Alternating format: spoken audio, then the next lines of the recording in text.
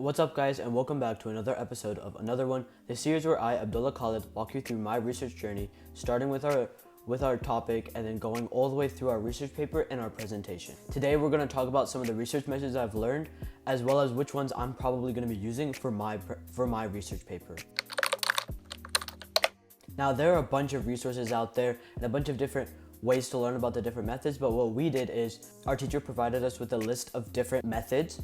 And then once we learned about all the methods, kind of got a little bit of a brief overview of all of them, we chose the one that we wanted to focus on most. Now, I won't give you the one that we did because it's not relevant to the story, but basically what happened is we went around and looked at the posters of all the different research methods, and the one that really stuck with me was this one called mixed method. So basically what you do is you take quantitative data, right? Like for example, if I'm doing refugee language development, we would look at the test scores of the students and compare them to test scores of native English speakers.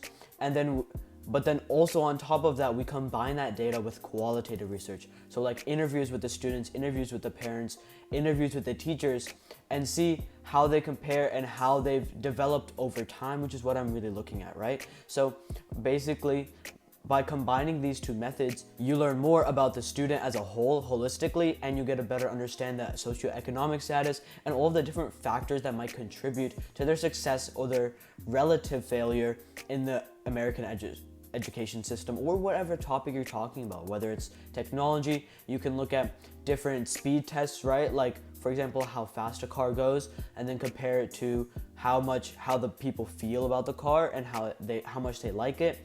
And then also like other areas like healthcare, right? Like you can see the speed of the operation, but also qualitative data like the relative cleanliness of the tool or how precise the cut was or something like that. So what I'm thinking about, right, is I'm gonna probably do what I just said, right? I'm gonna do some tests on this online platform I found called IXL, where they have these quantitative tests with numbers that I can look at, and then I'm gonna compare that to qualitative tests. So I'm gonna give them reading passages and then kind of compare them with students that I already know who are native speakers.